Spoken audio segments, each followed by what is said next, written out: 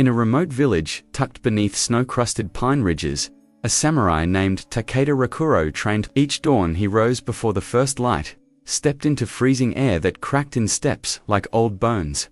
His breath became mist. His sword sang cold arcs through the frost. Anyone watching would call him disciplined.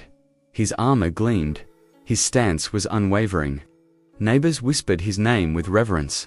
But inside, his heart trembled. He had made a vow to protect his late master's honor, to watch over his mother, to practice the way until his last breath. And yet, after each long day of drilling, Rakuro awoke the next morning with his blade sheathed, his training left undone, excuses ready on his tongue. Night after night, the same pattern repeated. Sword by his side, he drank sake with fellow warriors beneath lanternlight, promises to wake early, promises to meditate, promises to sharpen both steel and spirit. Each promise crumpled beneath sleep, beneath comfort, beneath a mind that whispered, later, tomorrow. Shame grew like moss between the cracks of his will. The weight of broken promises settled in his chest, quiet and cold. The reflection in his steel showed a warrior, but not the one he aspired to become. Then came one harsh winter, a winter of sorrow. His mother lay ill, fragile as frost on glass. The healer demanded medicine from the distant town. Rakuro vowed at dawn, "I will fetch the herbs by dusk." He strapped minimal gear, mounted his horse, but when the path turned steep, and snow drifted like white ghosts across the trail, his resolve crumbled. He dismounted, pulled the horse's reins tight, and turned back. That night, under the trembling lamp and the silent eyes of his mother, he whispered excuses that tasted like ash. Her strength faded. His shame was complete. A wandering monk arrived at the village on the same evening.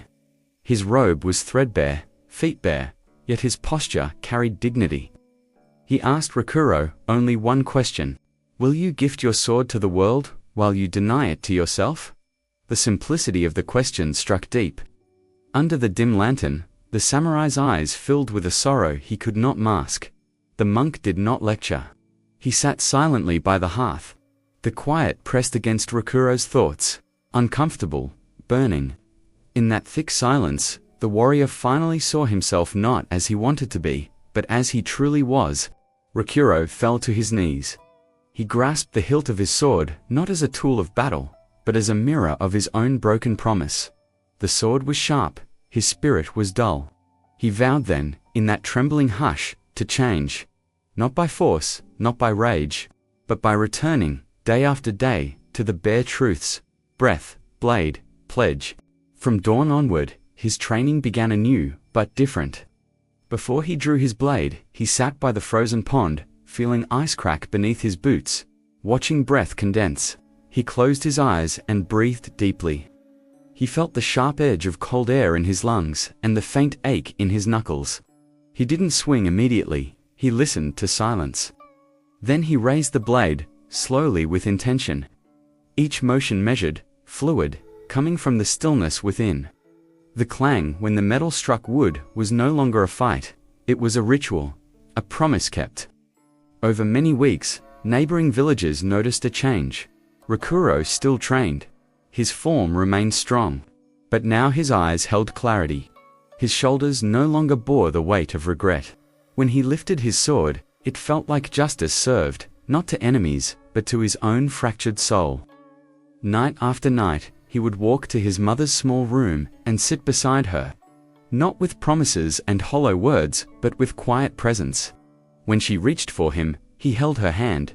When she lost strength, he gave calm. And when she passed on, Rakuro did not collapse beneath grief. He bowed and remained steady. His vow had been broken once, but afterward, every vow he made was a stone laid carefully, deliberately, until the foundation beneath his spirit was whole. What this story reveals is not just a samurai's regret, but a truth as old as human suffering itself. We break promises not because we lack desire, but because we lack internal alignment. We think discipline is a contract with the world, a ledger of tasks checked off. We treat commitments like boxes to tick, expecting that willpower alone will carry us. But willpower is fragile.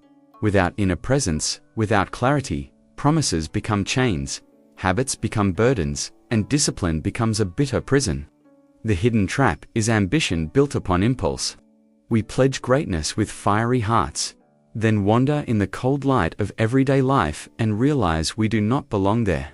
We chase changes without changing, trying to sculpt outer forms while inner spaces remain crumbling hollow. This is the psychological void where self-trust erodes. The inner crumbling is not visible, but it fractures identity, dissolves focus, drains confidence. Discipline fails not because it is weak, but because it is hollow. The deeper truth, human nature demands harmony between inner being and outward action. When these diverge, cognitive dissonance fractures our spirit. When our identity claims, "I am a warrior," but our behavior says, "I am tired," we break. When our nervous system responds to stress with avoidance, shutdown, rather than calm, resolve, we collapse. The problem is not laziness. The problem is misalignment. The ancient principle that transformed Rokuro was Kaizen, the art of continuous, small improvement. The path where daily drops of water carve through stone, not by force, but by persistence. When Rokuro sat by the pond to steady his breath, when he raised his sword only after inner silence, he was living Kaizen. And modern psychology confirms this path.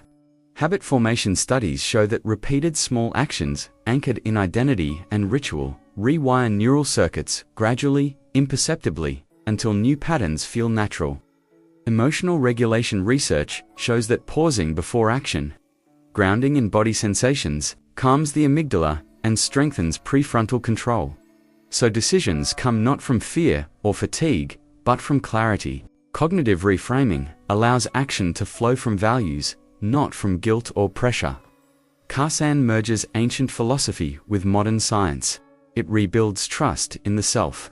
It transforms broken promises into quiet commitments.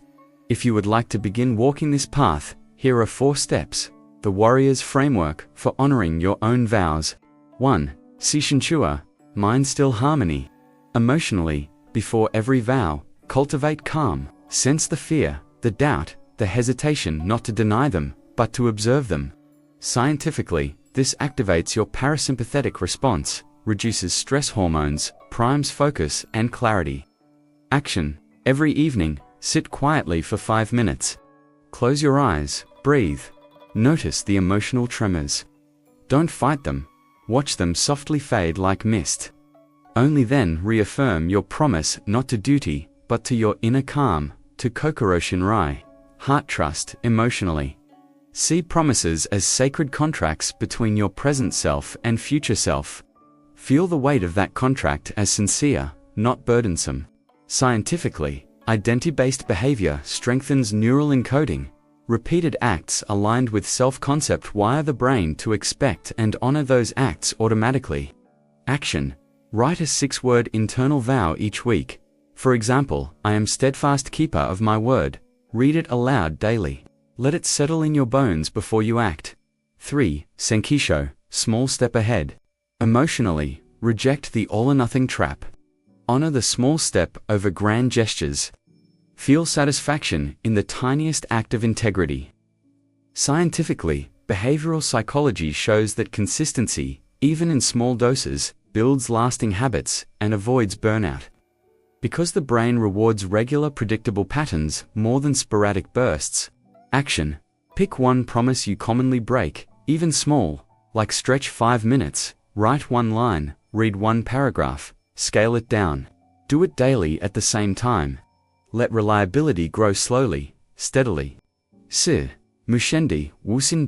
Muzendor mind way. Emotionally, in the moment of action, trust your training, your calm, your vow. Let the sword, or the task, move without inner struggle. Let breath and intention direct the blade. Scientifically, flow states emerge when self-critical brain regions quiet down and focused networks engage. Performance becomes effortless. Resistance drops. Presence dominates. Action. When you act, whether writing, working, training, return attention to breath and body sensations. Let words flow. Let motion flow. Do not judge. Do not rush. Let inner calm shape outer movement. As you practice these steps, something begins to shift. You no longer rely on the fragile spark of motivation. You build a foundation of presence. Every small act becomes a silent vote for your character. Every kept promise, no matter how small, builds strength in your inner citadel. The shell you wear becomes not a prison but a temple. Your soul, once hollow, gains structure. You learn that discipline is not a contract with the world. It is an alignment within your own soul. That each promise you break is not just a failure of will, but a fracture in identity. And that each promise you keep is not a burden, but a stone laid in the foundation of who you are becoming. Now, rising from the ashes of guilt and shame, you stand as your own witness and your own strength. You become not the man who hopes to keep his word, but the man whose word becomes truth without effort, because it springs from deep within. When next you feel the urge to promise yourself change, pause, sit, breathe, feel the weight of your vow in your bones. Take one small step, then another. Let your sword be still until your breath is calm, your mind clear, your heart aligned. Let your deeds speak, not your words. In time, you will discover, discipline forged in inner peace endures. Motivation may flicker, but calm resolve burns long. When the world tests you, and it will, you will not break, because you are not built of fragile promises, but of steady truth. Walk quietly, act steadily, keep your word to yourself. Become the warrior who needs no witness, only inner honor.